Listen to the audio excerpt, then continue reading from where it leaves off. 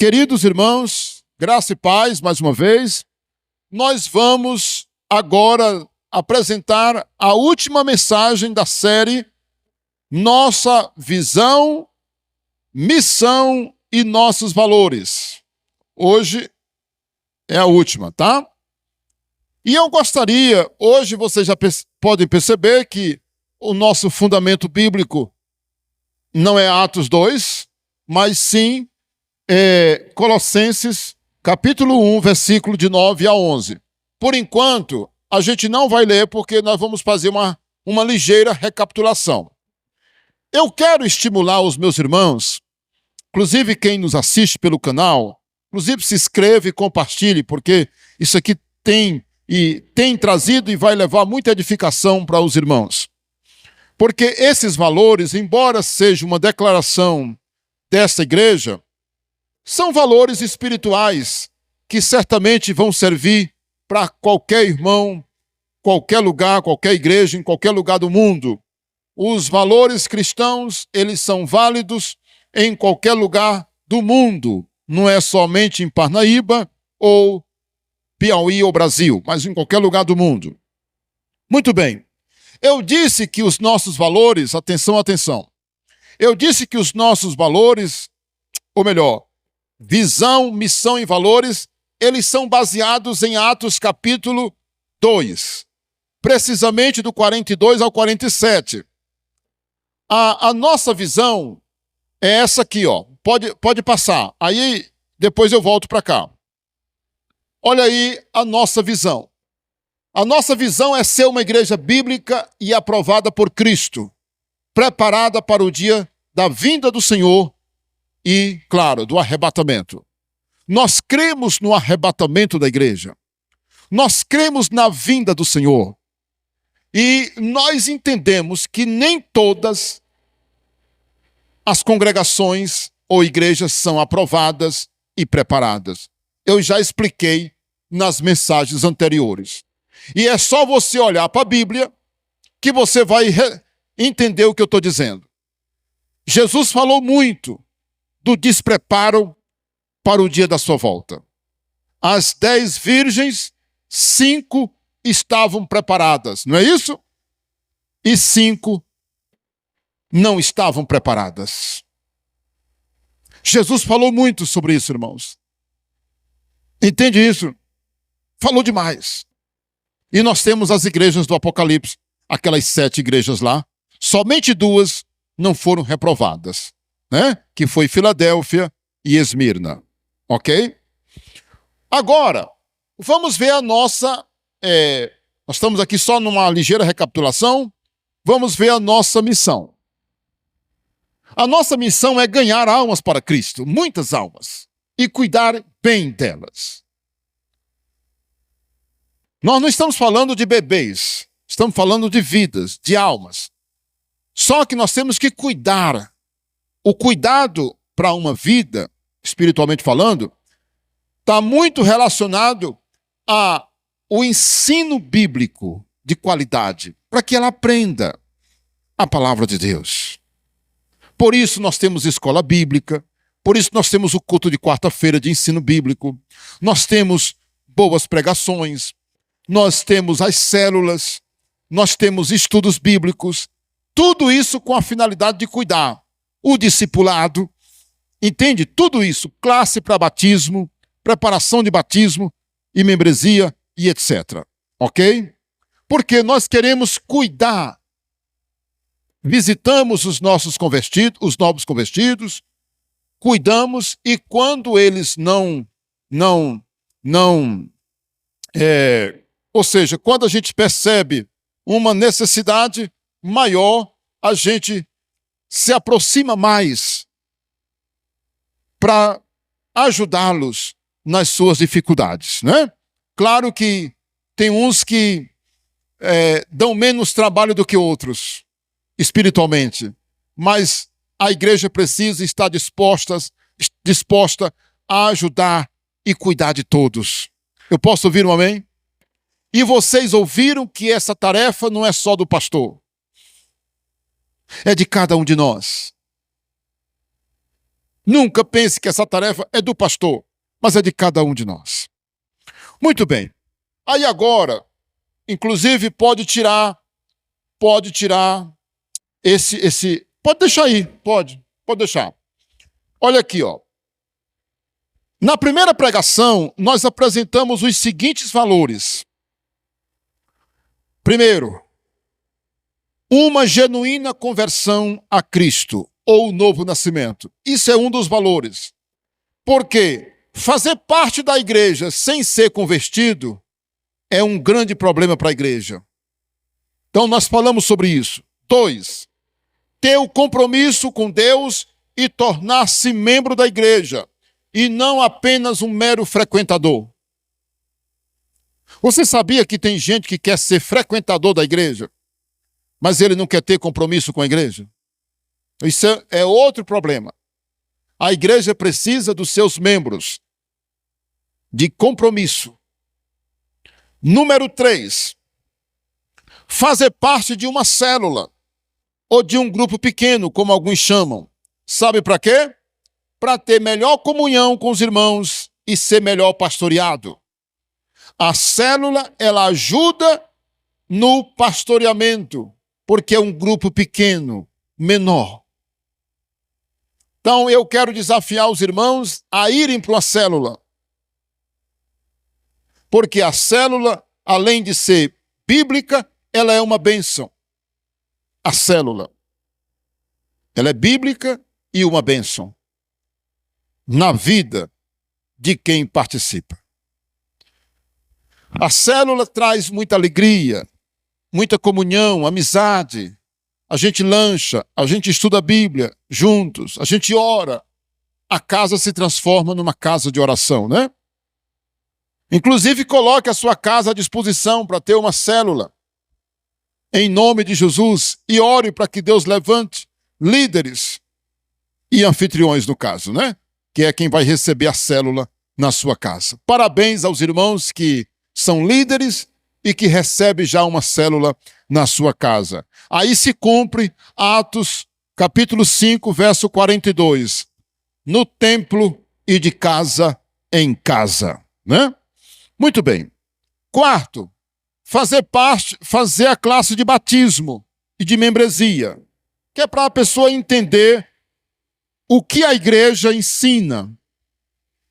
Nessa classe, não é só para batizar, mas é para o novo convertido compreender a crença da igreja, a interpretação, as doutrinas, e o irmão que chega na igreja, se ele já é batizado, ele vai entender como funciona a igreja, no caso, a nossa igreja aqui, né? Muito bem. Esse é um valor.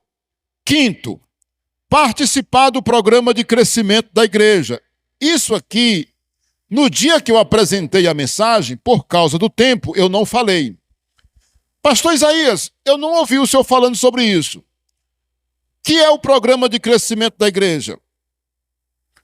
É o TSD, Tempo Sozinho com Deus, ou Tempo de Qualidade, a EBD, as conferências, palestras, temáticas, né? Culto de oração, que nós temos aqui 2, nós temos retiros, nós temos acampamentos, retiros espirituais, temos vigílias.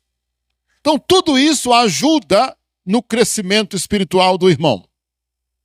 Entende? Por exemplo, como foi gostoso, maravilhoso, essa vigília que nós fizemos agora por último, né? 6, ser compromissado com a salvação da família. Esse foi um valor que nós apresentamos. Irmãos, todo cristão precisa desejar, sonhar, lutar pela salvação da família. Marido, esposa, filhos, papai, mamãe, irmão, primo, tios, etc. Fazer de tudo para ganhar a família para Jesus. 7, ser ofertante e dizimista. Esse aqui também eu não falei. Naquela primeira pregação, há 2 domingos atrás. Eu não falei. Olha, um dos nossos valores é ser ofertante e dizimista fiel. Sabe por quê? Porque quando nós dizimamos, irmãos, nós estamos mostrando que não foi só o nosso coração que se converteu, mas o nosso bolso, a nossa mente. Nós mostramos o seguinte, que o amor ao dinheiro e a forma como as pessoas tratam e lidam com o dinheiro determinam onde elas passarão a eternidade, se no céu ou no inferno. Você lembra que Jesus falou muito sobre os ricos e sobre a questão do dinheiro? Olha, é verdade. A forma como eu trato o dinheiro, a forma como eu lido com o dinheiro, vai determinar se eu vou para o céu ou se eu vou para o inferno. Pode ter certeza disso, tá? Para muitos, o maior impedimento para se converter a Cristo é o seu amor ao dinheiro. A Bíblia diz que o amor ao dinheiro é a raiz de todos os males. A pregação do Evangelho não pode desprezar essa questão do perigo das riquezas e do amor ao dinheiro, tá? E por último, isso aqui foi o 7º. E por último, devemos buscar uma vida cheia do Espírito Santo. Isso aqui para nós é um valor. A gente tem que buscar uma vida cheia do Espírito Santo.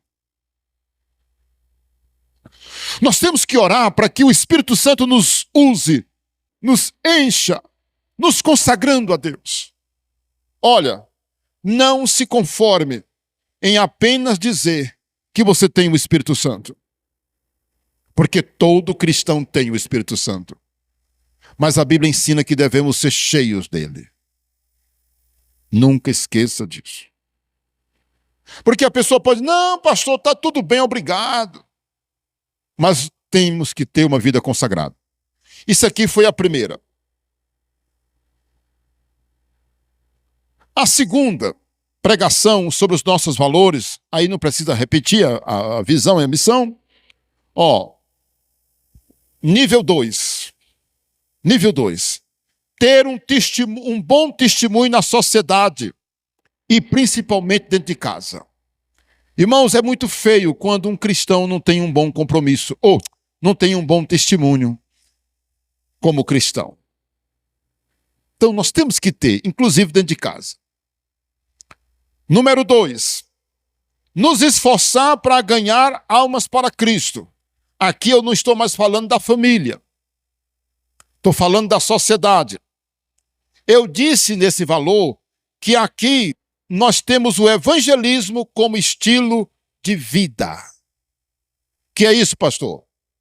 Por onde você for, onde você estiver, não importa se é numa clínica ou num hospital, se é numa oficina ou na feira, se é dentro do ônibus ou no supermercado, você deve ser um evangelista. Você deve convidar as pessoas para conhecer a Bíblia, conhecer Jesus, vir à igreja. Eu disse para os irmãos que tem algo errado. A igreja, ao mesmo tempo que ela é grande, ela não está mudando muita coisa. Então, é o estilo de vida. Você encontra o José na fila do banco, não encontra? A Maria, o seu Chico, não encontra ele lá no banco? Você diz, seu Chico, seu Sebastião, eu quero convidar você para ir à igreja. Eu posso orar pelo Senhor? Você precisa de Jesus, seu Antônio. Você pode ir na nossa igreja domingo ou na quarta-feira. Se você morresse hoje, seu Antônio, para onde iria a sua alma? Irmãos, olha, vamos mudar isso, irmãos. Vamos pregar mais, falar do amor de Deus, de Jesus, que só Ele salva. Irmãos, você sabe qual é o grande problema dos crentes? Eles são tímidos e calados. Muitos nem sabem que eles são crentes. Eu não estou dizendo que qualquer pessoa, se você vai botar uma placa bem aqui, crente, ou cristão, evangélico, não. Não estou dizendo isso. É a sua forma de agir. Por onde você for. Vamos mudar isso, irmãos. Vamos mudar isso, irmãos. Por favor. Em nome de Jesus. Vamos ter mais interesse de ver a igreja crescer, irmãos. Você já parou para pensar quantas pessoas você passa na tua frente? Nesses lugares que eu falei, dentro de ônibus, dentro de van, no supermercado, no banco, nas lojas, onde você compra. Não são muitas pessoas. Você já pensou se você convidasse na sala de aula, no colégio, na faculdade, professores, alunos? É muita gente, irmãos. Se a igreja se despertasse para evangelizar, certamente a igreja iria impactar mais.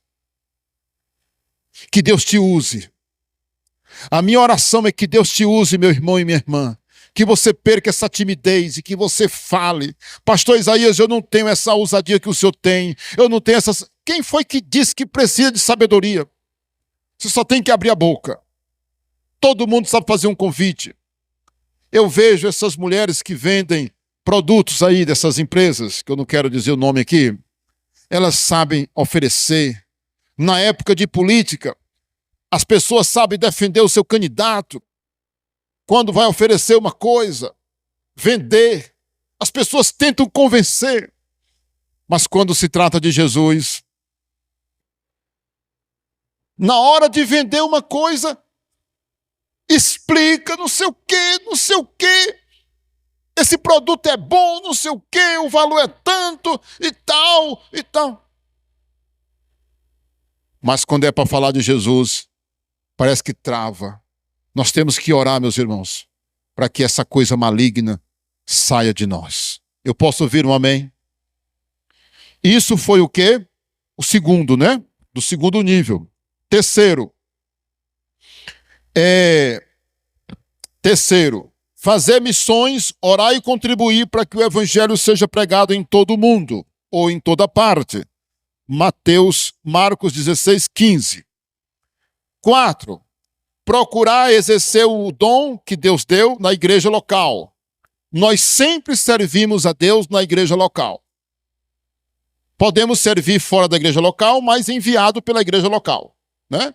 Vamos dizer, nós vamos começar um trabalho missionário na ilha tal, no povoado tal, lá naquele estado tal.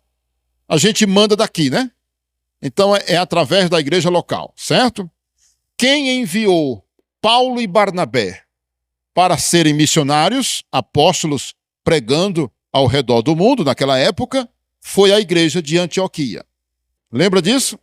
Está lá em Atos capítulo 13. Então, tudo começa através da igreja local. Aqui, ó. Aqui é uma igreja local. E quando eu falo igreja local, não estou falando desse prédio, dessa estrutura. Estou falando aqui de nós, aqui, ó. Nós, as pessoas. Aqui é a igreja local. Aqui eu tomo ceia, aqui eu sou batizado, aqui eu tenho pastor, aqui eu sou tesoureiro, aqui eu sou porteiro, aqui eu sou zelador, aqui eu posso ser secretário, aqui eu posso ser professor da escola bíblica, aqui eu posso ser uma infinidade de coisas, entende? Auxiliar do pastor, um dos pastores. Aqui nós podemos ser, não tem limite, irmãos, não tem limite, aqui na igreja local. E você pode ser um missionário dessa igreja. E você pode ser um missionário. Então, igreja local. Então, exerça o seu dom na igreja local. 5. Fazer tudo o que puder para a igreja crescer e ser unida. Ei, nós somos aqui como uma corrente. Ei. Nós temos aqui, cada um aqui é um elo. Entende o que é elo? Nós somos como uma corrente. Precisamos de você. A igreja é um corpo. Então faça de tudo para esse corpo estar sadio. Porque a Bíblia diz que nós somos membros do corpo de Cristo. Nós somos membros e precisamos uns dos outros. Eu vou lhe perguntar. Se o seu dedinho do pé ferir e ficar muito ferido ou receber uma pancada, o corpo todo não vai sofrer? Sim ou não? todo, não é? Então assim somos nós na igreja. Olha, faça de tudo para essa igreja ser uma bênção. Você pode dizer assim, se depender de mim, pastor, essa igreja vai ser uma bênção. Unida, forte. Eu fiquei tão feliz que o domingo passado teve aquele momento de comunhão, né? Eu vi a alegria dos irmãos. Irmãos, igreja unida, alegre, feliz. É muito gostoso, irmãos. No acampamento, a gente almoçando juntos, meu Deus. Tomando café juntos, aquela alegria. Irmãos, isso é lindo aos olhos de Deus. Fazer tudo o que puder para a igreja estar aprovada, unida, alegre, etc. 6. Honrar e respeitar e obedecer e ajudar os pastores. Eu disse para os irmãos que isso é tão importante porque os pastores não fazem nada sozinho. E a questão de você respeitar o seu pastor, honrar e obedecer. Todo crente rebelde, além dele ser um problema para a igreja, ele é um problema para a família dele, para ele mesmo. E a igreja sofre muito com crente rebelde, desobediente. Portanto, seja um crente obediente aos seus líderes. Porque crente desobediente é uma maldição para a casa dele, família dele, para a igreja, para todo mundo, né? 7. Ajudar na célula ou até mesmo liderar uma. Aqui eu volto a falar de novo da célula. Aqui eu não volto mais a falar da importância de você pertencer à célula, mas já falo de você sonhar em ajudar ou liderar uma. Não é lindo? Um dia desse eu perguntei para o irmão se ele era líder de célula. Ele disse, pastor, o meu sonho é chegar a ser um líder. E esse irmão, eu olhei para ele e disse, que bom, irmão, que você pensa assim. Um dia desse eu perguntei para um outro irmão de uma outra igreja, irmão, você já é líder? Ele disse, pastor, estou trabalhando para me tornar um líder. Eu digo amém, meu irmão, glória a Deus. Então você pode se tornar auxiliar e pode também liderar uma célula, caso você sinta o chamado de Deus. E por último, nós falamos que o nosso 8º valor do nível 2 é ter um discipulador. Ou me tornar também um depois. Ou ao mesmo tempo. Sabe por quê? Porque o discipulador é alguém que vai ajudar o outro irmão. Cuidar dele, como nós falamos lá no início, né? Quando nós falamos bem aqui, ó. Cuidar. Então nós estamos com essa visão. E um discipulador é alguém que vai ajudar outro e, ao mesmo tempo, alguém vai ser ajudado, né? Para crescer na fé. Então isso é lindo demais.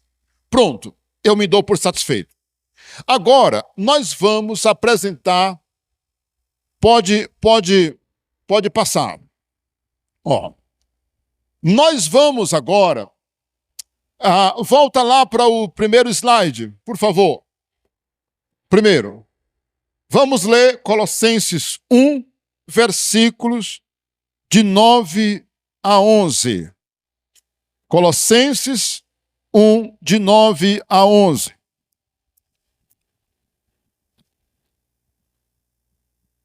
Quero dizer para os meus colegas pastores que estão nos assistindo, meus irmãos, se vocês quiserem esses esboços que eu acabei de falar aqui, eu posso enviar para os meus irmãos. O que diz Colossenses 1, de 9 a 11? É a oração de Paulo pela igreja de Colossos. Ele diz assim, ó: por esta razão também nós, desde o dia em que nós o ouvimos, não cessamos de orar por vocês, ou por vós, e de pedir que transbordeis de pleno conhecimento, ou seja, crescimento espiritual, da sua vontade, em toda a sabedoria e entendimento espiritual. Meu Deus, o que Paulo está pedindo aqui, meus irmãos?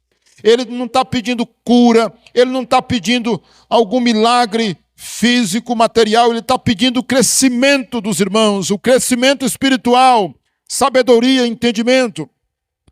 Olha o versículo 10. A fim de viverdes de modo digno do Senhor, ou seja, viver um viver cristão de verdade, para o seu inteiro agrado, frutificando em toda e boa obra, crescendo no pleno conhecimento de Deus. Irmãos, falem a verdade. Pense comigo. Que oração, meu irmão. Que oração Paulo está fazendo aqui. Ele está pedindo, olha, Deus, eu oro para que eles vivam de modo digno de um crente. Lembra lá no começo que eu falei que nós temos que dar um bom testemunho? Lembra? Olha aqui, ó, para o seu inteiro agrado, frutificando. O que é frutificar, pastor Isaías?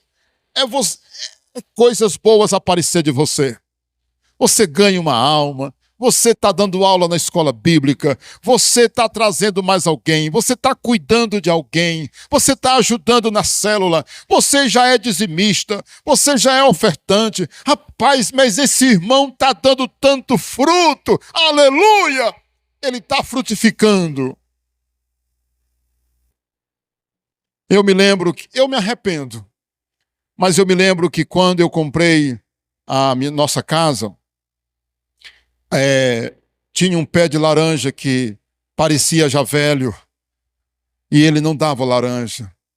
E eu cometi, não entendia nada de plantio, de plantas, e eu cortamos ele.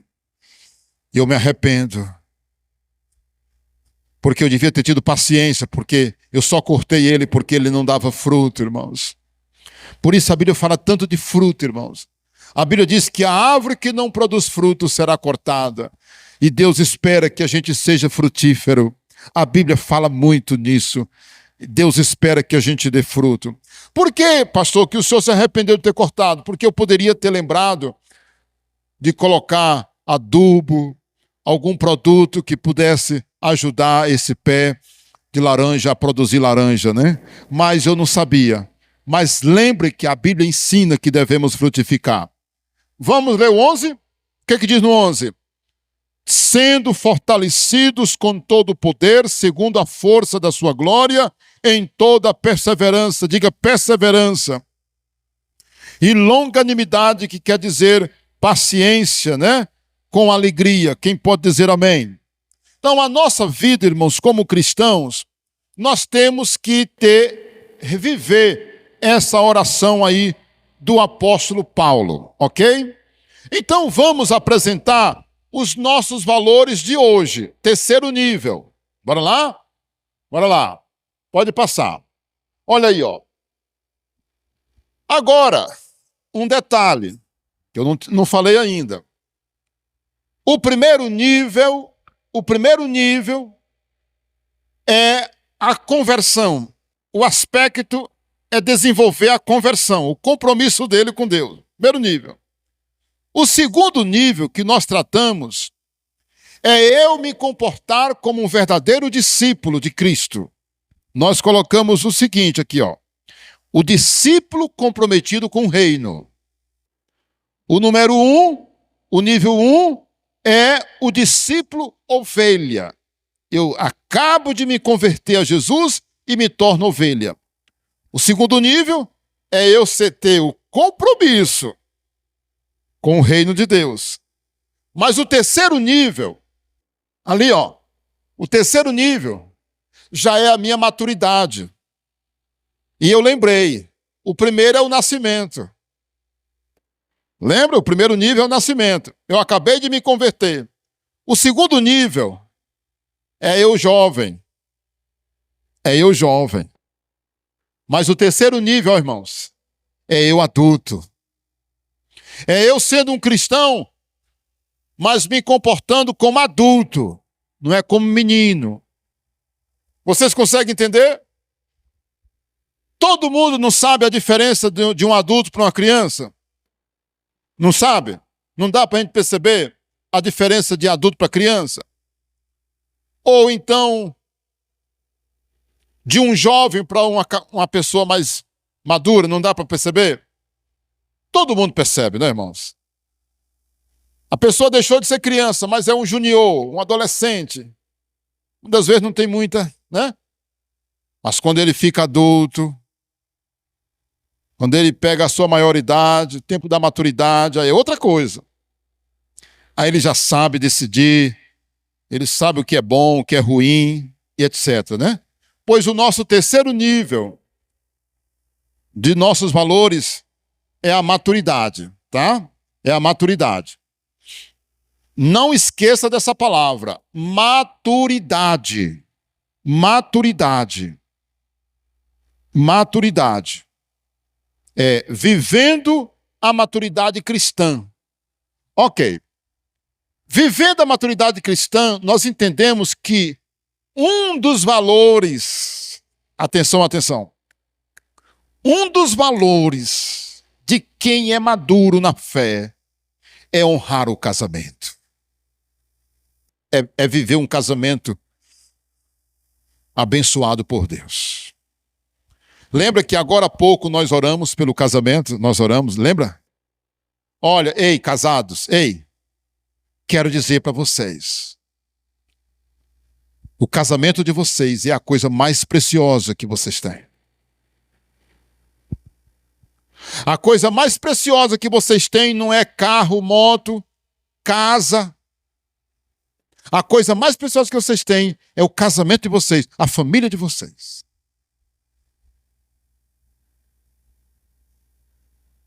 Porque tem muita gente que tem tudo. Muitas famílias têm tudo. Menos um casamento feliz. Dinheiro é o que não falta. Há pouco tempo atrás, um irmão disse para mim, pastor, lá em casa estamos vivendo dias difíceis. A minha esposa não para mais em casa. Eu tenho a minha empresa e ela tem 3 empregos. Lá em casa, só o que tem é dinheiro. Mas ninguém tem mais paz. Ele disse para mim, lá em casa, só o que tem é dinheiro.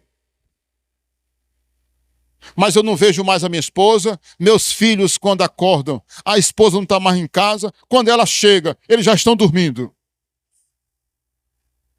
Irmãos, honre o casamento, valorize o casamento. Olha aí, ó, amar, ser fiel, cuidar bem da esposa, do marido, dos filhos. E a Bíblia diz, irmãos, em Hebreus 13:4, digno de honra entre todos seja o casamento. Lá em 1 Pedro, capítulo 3, versículo 7, a Bíblia ensina que o marido tem que cuidar bem da esposa. Cuidar bem da sua casa, irmãos. Honrar a esposa. Não é? Protegê-la. Ei.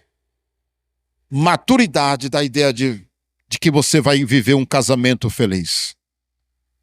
Olha, não seja menino no seu casamento. Vocês têm que se amarem. Vocês têm que viver um casamento forte. Um amor forte no casamento. Está entendendo? Olha, escuta isso aqui, o que eu escrevi aqui.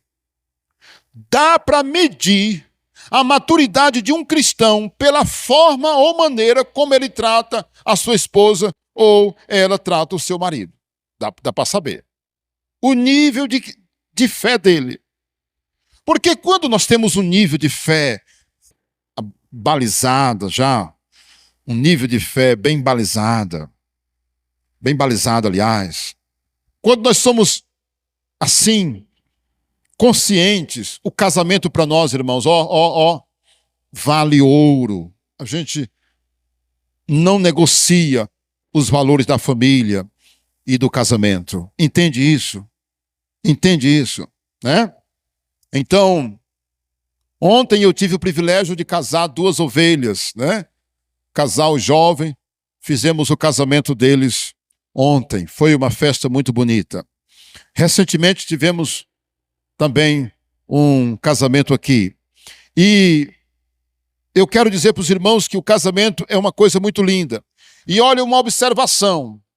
Para o cristão é importante ele regularizar a sua situação ou união estável, no caso do casal ainda não ser casado no civil. Casado no civil. Ok? Falei de 2 casamentos, né?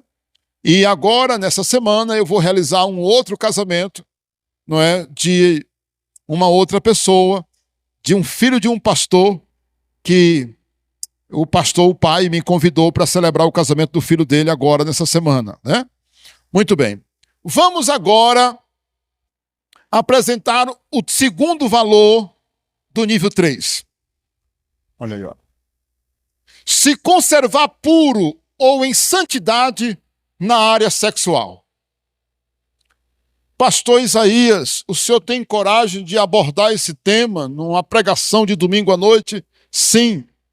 É um tema importante, por isso, minha irmã, papai, mamãe, moça, rapaz, serva do Senhor, Deus colocou vocês aí para assistir essa mensagem, não foi? É para você ouvir. Para você ouvir, qualquer um que estiver ouvindo. Não vai dizer isso aqui é para fulano. Ó, só quero que você aprenda e compartilhe também. Ó, se conservar puro ou em santidade na área sexual. Por quê? Já eu vou falar do romance real. Se nós abrirmos a palavra de Deus, irmãos, no livro de 1 Tessalonicenses, capítulo 4, versículos de 3 em diante, diz assim, ó. Pois esta é a vontade de Deus, a vossa santificação, que vos abstenhais da prostituição. Abstenhais de quê? Prostituição. Qual é a vontade de Deus? A santificação. Olha o versículo 4. Que cada um de vós saiba possuir o seu próprio corpo em santificação e em honra. Olha aqui, ó. Manter o seu corpo puro ou em santidade, que quer dizer em honra. Em honra. Não com o desejo de lascívia. Lascívia dá a ideia de sensualidade. Vocês conseguem entender? Sensualidade, que é uma coisa muito comum no mundo, né? Nos padrões do mundo. Como os gentios que não conhecem a Deus. Está vendo? Do mundo. De quem não conhece a Deus. De quem não conhece a Deus. Versículo 6. E que nesta matéria ninguém ofenda nem defraude a seu irmão, porque o Senhor contra todas estas coisas, como antes vos avisamos e testificamos claramente, ele é o vingador. Meus irmãos, esse versículo está dizendo algo muito forte. Deus é vingador daquele rapaz que defraudou a irmã, ou aquela jovem, ou vice-versa. Está entendendo? Vocês estão entendendo? Olha, a Bíblia diz que Deus é vingador. Deus vai pedir conta daquela pessoa que tiver feito uma coisa errada nessa área. Deus é vingador de quem não fizer as coisas corretamente nessa área. Versículo 7. Portanto, Deus não nos chamou para a impureza, e sim para a santificação. Santidade, Deus nos chamou. Versículo 8. Dessaste. Quem rejeita estas coisas não está rejeitando o homem, não rejeita o homem, e sim a Deus, que também nos dá o seu Espírito Santo. Olha, o que eu vou falar aqui agora, se você disser assim, eu não concordo, pastor, eu também não aceito, pastor, você não está rejeitando a palavra do pastor. Está rejeitando a palavra de Deus. Está aqui, ó. Por isso que eu fiz questão de ler o texto. 1 Tessalonicenses, capítulo 4, de 3 a 8. O que tem de gente que vai prestar conta a Deus, irmão, nessa área, não está escrito. Isso é muito sério. Irmãos, a coisa tem que ser feita como Deus quer, e não como a gente quer, ou como eu quero. Tem muita gente em pecado, tem muita gente errada, morreu no pecado, não é? Tem tanta gente cometendo graves erros com relação a isso aqui, e não leva a sério, e Deus é vingador, e Deus vai prestar conta. Lá no livro de Hebreus, capítulo 13, versículo 4, que eu citei que digno de honra entre todos é o casamento, o matrimônio, diz que Deus julgará os devassos ou os imorais e também os adúlteros. É muito sério. Deus julgará os devassos ou imorais e os adúlteros. Ó, deixa eu ler aqui o que foi que eu escrevi.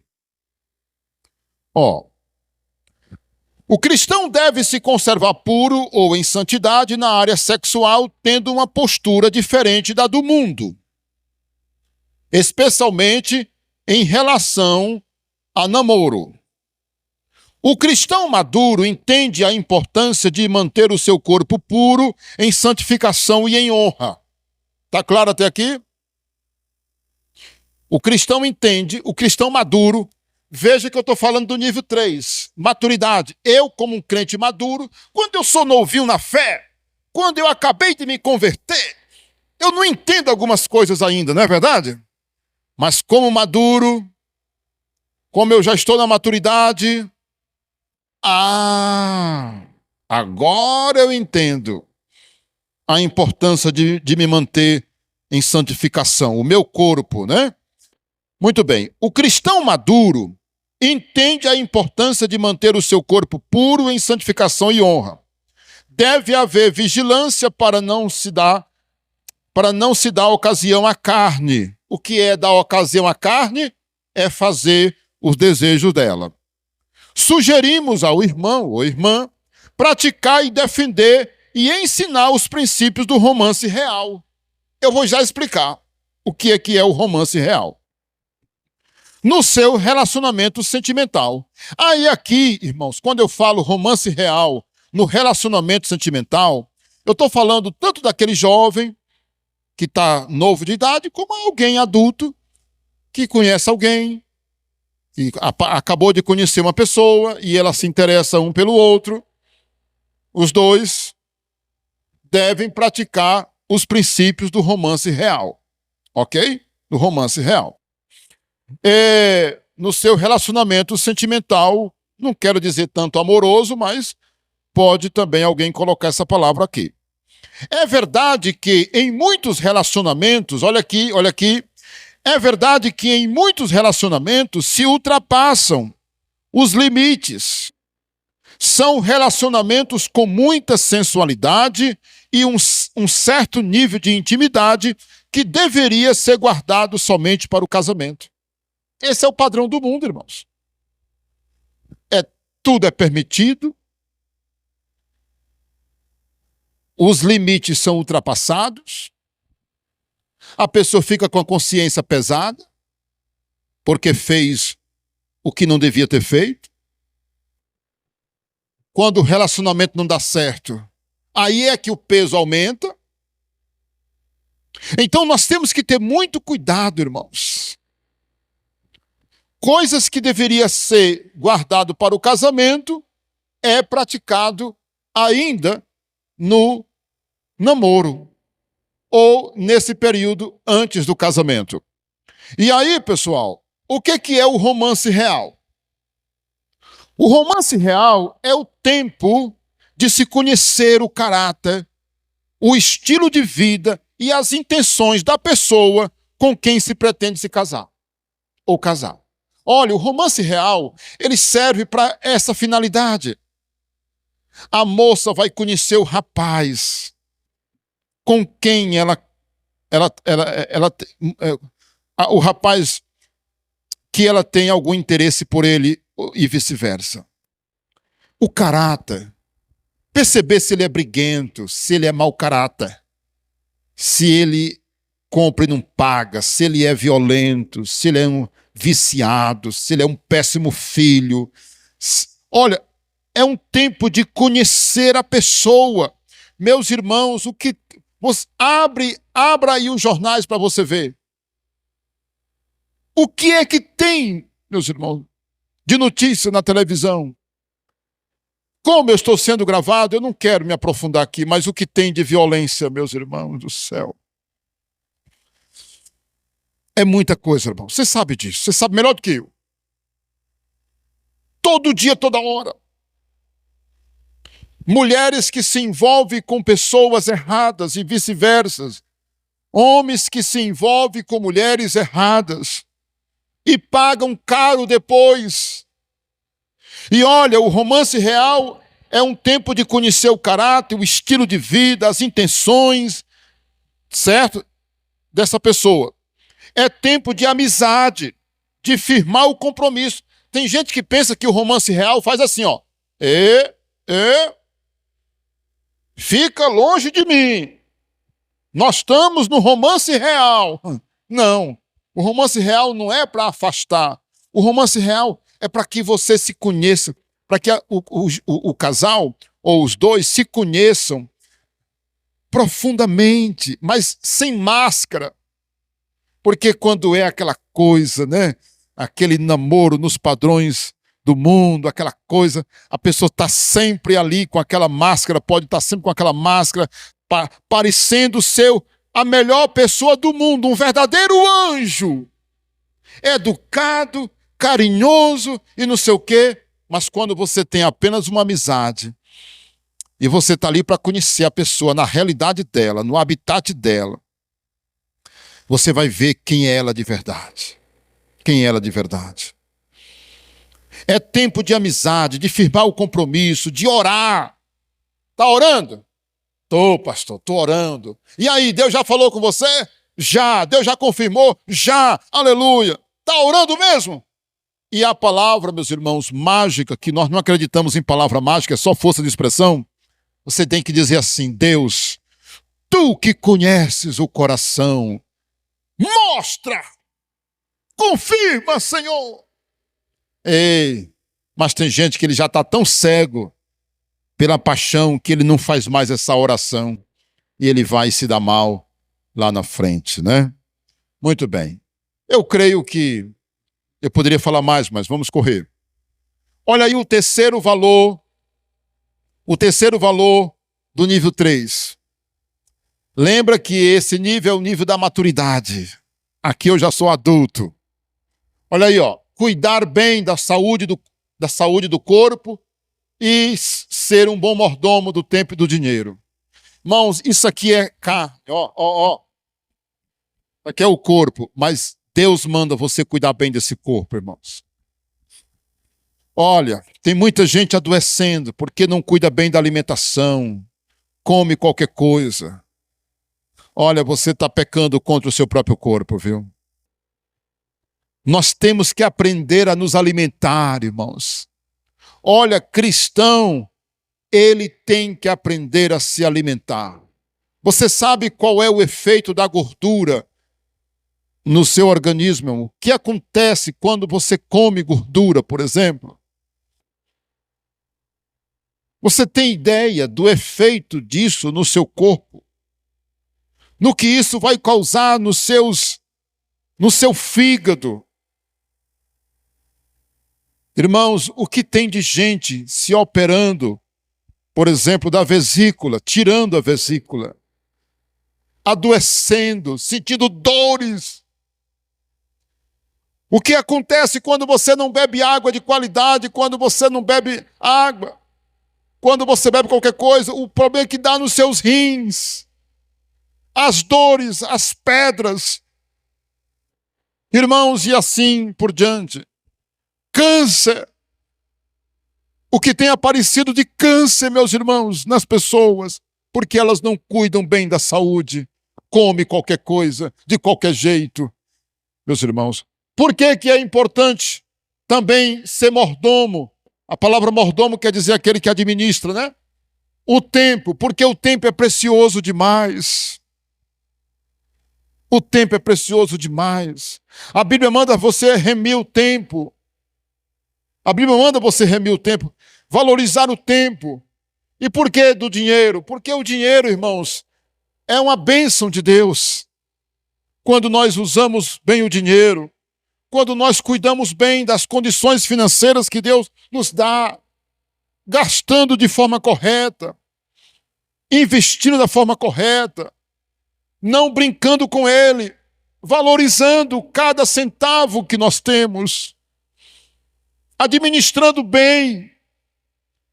E assim Deus vai te dar mais, se você administra bem. Vamos para o terceiro. Digo, o quarto.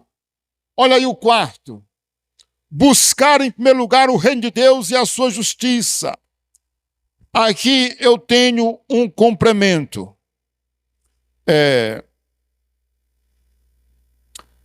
Um complemento aqui, ó. Lucas 9:23.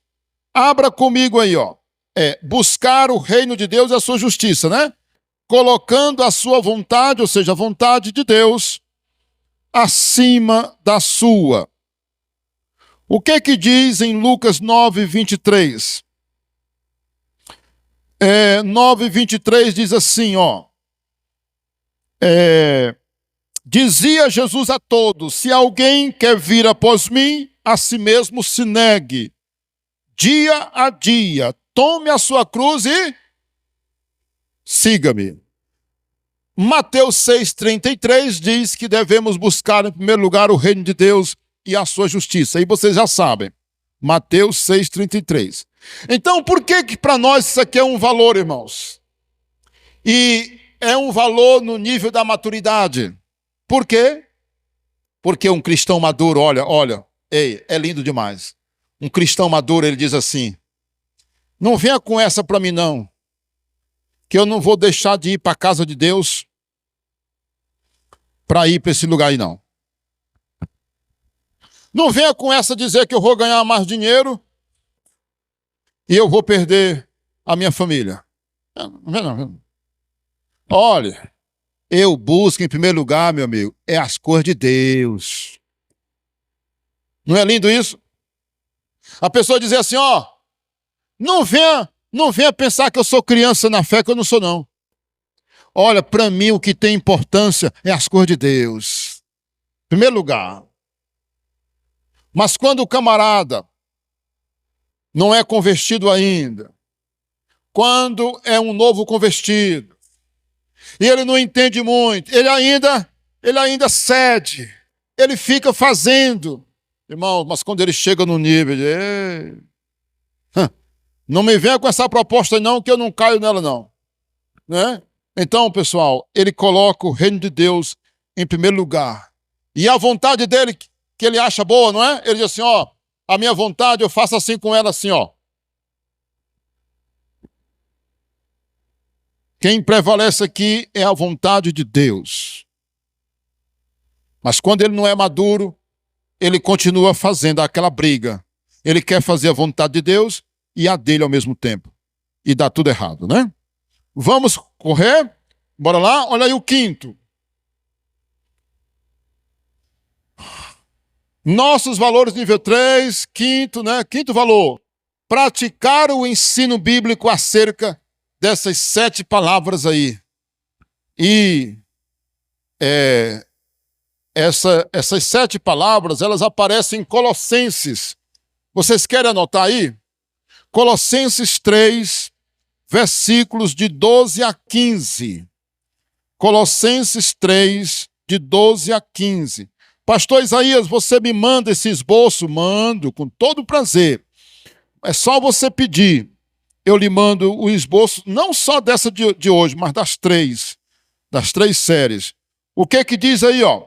Colossenses 3:12. Revesti-vos, pois, como eleitos de Deus, santos e amados, de ternos afetos de misericórdia, de bondade, de humildade, de mansidão, de paciência. Suportai-vos uns aos outros, perdoai-vos mutuamente, caso alguém tenha motivo de queixa contra outrem. Assim como o Senhor vos perdoou, assim também perdoai vós. Acima de tudo isto, porém, esteja o amor, que é o vínculo da perfeição. Olha aí o 15. Seja a paz de Cristo o árbitro em vosso coração, a qual também fostes chamados em um só corpo, e sede o quê? Agradecidos. Meu Deus, que texto lindo, rapaz. Esse texto aqui é lindo demais. Olha aí, pessoal, ó.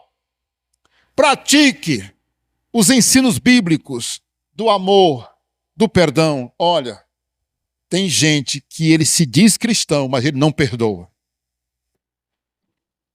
Já viu isso? Isso ainda mostra que ele não é maduro. Porque quando ele amadurece na fé, ele perdoa. Ele sabe a importância do perdão. Então, por isso, devemos amar o irmão incondicionalmente, amar como Jesus amou. Não é mais ama teu próximo como a ti mesmo. A gente sabe disso. Isso aí já ficou para trás. Lembra? Jesus trouxe um novo mandamento. Amai-vos como eu vos amei. João 13:34. O perdão, misericórdia, fidelidade, humildade, mansidão, pessoal. Irmãos, briga, zanga, raiva, ira, aquela coisa toda, eu mato, eu bato, eu dou na mesma moeda, se mexer comigo vai se ver, se brincar comigo já era. Não combina com um cristão. Porque o cristão, além de mansidão, ele tem domínio próprio. Ele pode receber uma afronta e ele, e ele se controla, porque ele tem domínio próprio. Ele não é uma pessoa descontrolada emocionalmente. A pessoa pode ofender ele, mas ele não revida. Eu me lembro que quando eu era criança, eu apanhei de um homem adulto, porque ele chutou. Eu estava andando de bicicleta e ele me chutou. Do nada, irmãos. Ele só disse, sai do meio. E ele me chutou e eu caí dentro do esgoto. E ele disse um palavrão quando ele me chutou. E eu era criança. Eu tinha 10 anos. E eu revidei o xingamento que ele fez comigo. E ele voltou e me bateu. Além de eu ter caído dentro do esgoto, ele voltou e me bateu. A minha salvação foi o meu tio que viu. Meu tio era um homem muito grande. Meu tio viu de longe e ele veio para me socorrer. Mas o meu tio deve ter feito a coisa certa, porque o meu tio veio com muita força para perto de mim. E ele não suportava ver de longe, ele gritou. E quando ele gritou que ele viu o meu tio se aproximando, ele correu e deixou até o chinelo dele, né? Então aconteceu isso. Então o crente, ele não revida provocação. E eu tenho uma experiência, irmãos, quando bateram no meu carro, que o rapaz amassou o meu carro, todo originalzinho, né? E quando, de repente, ele começou a me xingar, e eu não estava falando nada com ele. E eu tenho essa experiência como um momento assim muito importante, que naquele momento foi uma prova para mim, e eu me mantive calado diante daquelas afrontas dele, não é? Bora lá. Estamos terminando, irmãos. Olha aí, 6, pode passar. O sexto valor desse nível 3 é o cristão reconhecer que a Bíblia é a única regra de fé e prática dele. Aí, lembra que eu disse que tem algumas coisas que parecem óbvio, mas olha, somente um crente maduro vai viver assim. A Bíblia, para ele, é a única regra de fé e prática. Sabe por quê? Porque quando ele é novinho, ele ainda escuta muita coisa fora da Bíblia. Ele escuta a tradição da família. É porque lá em casa, pastor Isaías, a nossa família faz assim. Pastor Isaías, é porque eu acredito que é assim. Mas quando ele chega no nível, quando ele chega no nível de maturidade, ele diz, rapaz, a Bíblia diz? Diz. Então eu vou fazer. A Bíblia não diz? Não. Pois está certo. Pois, meu amigo, se a Bíblia não diz, eu não vou dizer nada e nem vou fazer. Entende isso? Então, um cristão maduro, ele tem a Bíblia como única regra de fé e prática. Ele só faz o que a Bíblia. Não é profundo isso? E ele reconhece a palavra de Deus. De 66 livros, a Bíblia Sagrada, E ele lembra de 2 Timóteo 3,16, que diz que a Bíblia é útil para o ensino, para a correção, para a educação na justiça. A Bíblia é top, meus irmãos, ó. A Bíblia é top, top, top, top.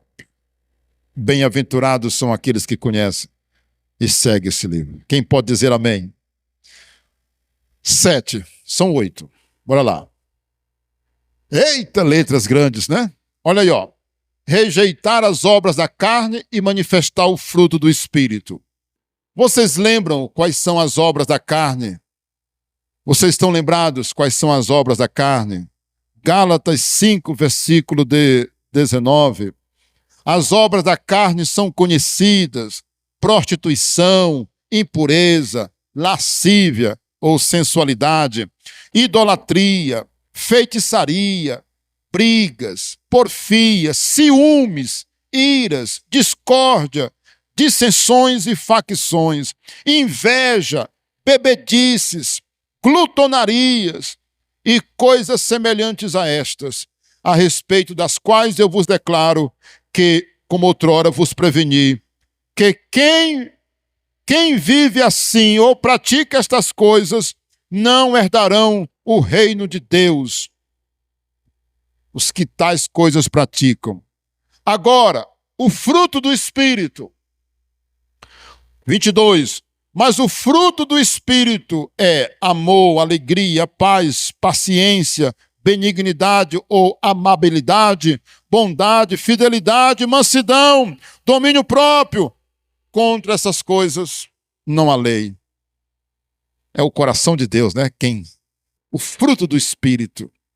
Gálatas 2, de 19 a 22. Né? 23. E olha aí, pessoal. Sim, só um pequeno comentário aqui.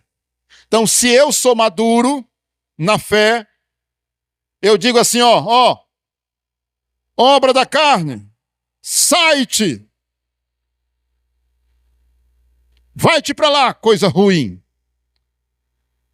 E eu disse, Espírito Santo, me domine. Né? Aí eu dou valor às coisas de Deus, do Espírito Santo. 8. Olha aí 8, ó. Isso aqui, eu devia ter colocado isso aqui como o primeiro. Saber lidar com os momentos difíceis, momentos bons, ou de adversidades da vida, ou momentos alegres, felizes, e também com os momentos de tristeza, de dor. Você sabia que não é todo mundo que sabe lidar com isso aí? Preste muita atenção. Preste muita atenção. Eu vou lhe fazer essa pergunta. Você sabe lidar com momentos de alegria? Ah, pastor, é o mais fácil que tem, pastor. Quando eu ganhei aquele presente, quando eu casei, quando eu passei no concurso, quando eu comprei meu carro, minha casa. Pastor, quando eu ganhei... Ah, pastor, mas como... Olha, pastor, como foi o momento de alegria. Pois é. Saiba que muitos, quando passam por momentos de alegria, eles esquecem de Deus. Eles acham que não precisam mais de Deus quando ganham um bom salário. Sabia? Tem gente que quando ele aumenta o salário dele, tem gente que quando ele aumenta o salário dele, que ele começa a ganhar bem, ele fica besta. Verdade. Fica todo cheio de nós pelas costas, fica todo enjoado. Ele fica todo cheio de etiquetas. Ele muda em casa, ele muda na igreja, ele muda com Deus, ele acha que agora é Deus que precisa dele. Está entendendo? Ele não entende que aquele tempo é um tempo de graça, dele se dedicar mais. Ele começa a dizer que agora não tem mais tempo para Deus. Por que você não tem mais tempo, irmão? Ah, pastor, agora eu tenho um compromisso assim, assim. Agora não sei o quê. Olha, eu vou dizer uma coisa. Ei. Se um dia Deus te abençoar financeiramente e você se tornar uma pessoa próspera, faz um compromisso com Deus, faz. Diante de Deus. De dizer assim, Deus, O meu tempo de prosperidade não vai ser para minha derrota. Não vai ser para me afastar de Deus.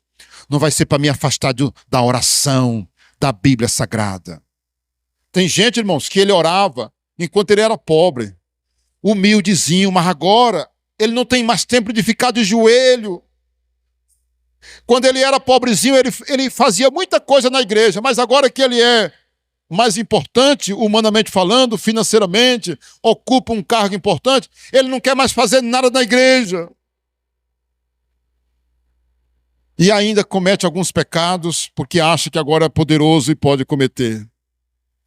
Bem, e as adversidades? São os problemas, os dias negros. É naquele dia do acidente. É naquele dia da doença. É no desemprego. É na injustiça. É quando levanta o falso contra você. Que você é inocente e estão lhe acusando. E não aparece ninguém para defender você. É naquele momento em que você não tem o dinheiro para comprar aquele remédio. É quando você tem um problema e de repente aparece outro. E você se pergunta assim: Deus, aonde está o Senhor que está aparecendo mais um problema? Mas você está ali, ó. Você aprendeu, sabe por quê? Porque você é maduro. Você está dizendo: Deus, eu sei que o Senhor está no controle. Eu estou passando por essa prova. Olha, Senhor, eu sei que o Senhor está me ouvindo. As minhas orações, elas não foram respondidas, mas eu sei que na hora certa o Senhor vai responder as minhas orações. Hoje pela manhã na escola bíblica a gente viu Pedro, né, irmãos, que estava na prisão e a igreja orava por ele. A Bíblia diz em Atos 12, versículo 5, que Pedro estava preso na prisão e lá, meus irmãos, lá guardado por 16 soldados na prisão. Mas a Bíblia diz que Deus, a igreja estava intercedendo por ele. E naquela noite o anjo do Senhor veio e tirou Pedro, irmãos. Os portões se abriram automaticamente e os soldados não viram quando Pedro saiu, meus irmãos. Foi tão milagroso que Pedro pensava que era uma visão e o anjo mandou ele se levantar, colocar a capa, não é? Saíram pelos portões daquela prisão e foi até levar ele na casa da irmã, não é? Até lá fora, e ele foi para a casa da irmã Maria, mãe de Marcos. Irmãos, olha, aprenda a viver nesses momentos difíceis. Entende? Tenha, assim, uma maturidade para enfrentar esses problemas. Quando alguma coisa acontecer ruim, negativo, uma coisa pesada, eu não quero ver você dizendo assim: não adiantou nada eu ser crente.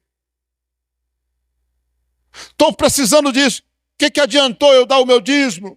Não, irmãos, não fira o coração de Deus. Não. Não fira o coração de Deus fazendo esse tipo de perguntas. Porque essas perguntas, irmãos, elas ferem Deus, o coração de Deus. Quando eu digo assim: Deus, o que adiantou eu orar? Eu ser teu servo. Hoje pela manhã eu contei uma notícia ruim que aconteceu com um irmão. Um acidente que aconteceu com ele. Não foi da nossa igreja, eu não vou entrar em detalhes, não posso fazer isso, né? Mas eu quero dizer para os irmãos que tem coisas que a gente não entende, né, irmãos? Tem coisas que a gente não entende. Por que acontece? Mas Deus tem a resposta. Eu posso ouvir um amém? Vamos fechar com chave de ouro? Olha aí, ó, a nossa conclusão desse nível 3. Como um bom cristão decida viver e ensinar esses valores e não os negocie. É isso que eu peço como pastor de vocês. Olha, eu peço encarecidamente que meus irmãos decida viver e ensinar esses valores que nós apresentamos. Vocês perceberam que foram 24? 8, 8 e 8. 24. Então, aprendam a viver e a ensinar, né? E lembrar da nossa visão e missão e não negocie esses valores. Em nome de Jesus. Eu quero convidar você a compartilhar com o seu colega. E eu quero convidar a igreja. Nós vamos gravar uma oração também. Pode colocar aí, meu irmão. Vamos orar.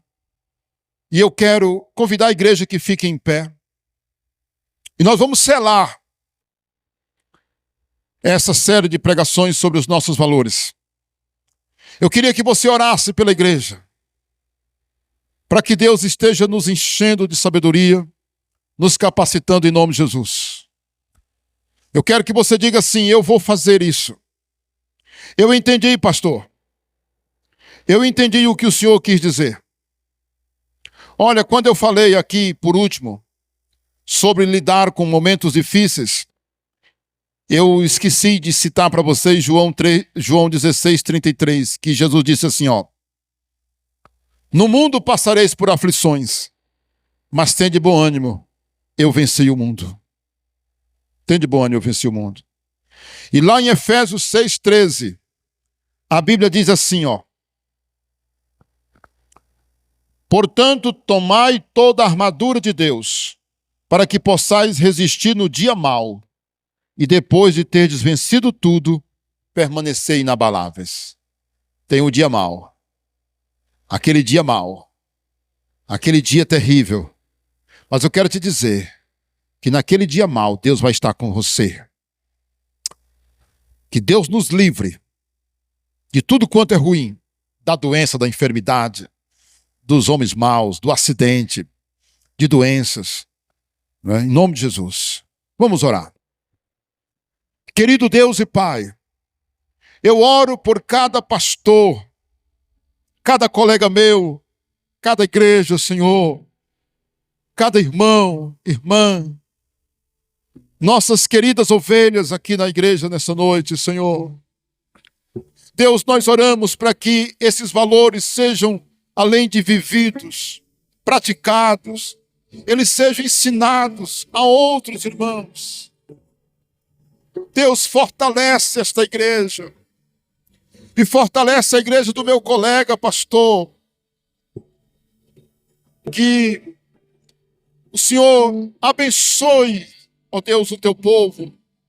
E que esses valores, esses princípios, eles venham ser inegociáveis na vida dos nossos irmãos. Eu quero que você diga assim para Deus: Deus, eu vou viver esses princípios. Eu vou praticar esses princípios. E eu vou transmitir eles a outras pessoas. Me leve desde do meu novo nascimento espiritual a uma vida compromissada, a uma vida de maturidade espiritual, Senhor. De maturidade cristã. Que eu não seja menino na fé, que eu seja adulto na fé.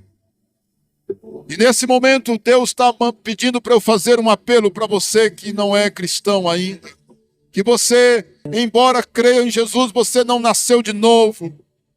Você ainda não tomou a sua decisão. Eu quero convidar você a tomar a sua decisão aí onde você estiver. Na sua casa, no seu trabalho, onde você estiver. No Brasil ou fora do Brasil. Em Parnaíba ou em qualquer lugar desse país. Aceite Jesus agora. Diga assim: Senhor Jesus, eu me arrependo dos meus pecados. E eu reconheço que só o Senhor pode salvar a minha alma. E eu te recebo como meu Senhor e Salvador. Perdoe os meus pecados, porque só o Senhor pode me salvar e me perdoar. E eu declaro que eu reconheço o teu amor por mim e o perdão dos meus pecados. Escreve o meu nome no livro da vida, pois eu te recebo como meu Senhor e Salvador. Diga amém. Procure uma igreja mais próxima da sua casa, uma igreja séria que prega o evangelho, caso você não mora em Parnaíba. Deus nos abençoe e nos dê uma semana muito abençoada, em nome de Jesus. Vamos aplaudir forte o Senhor.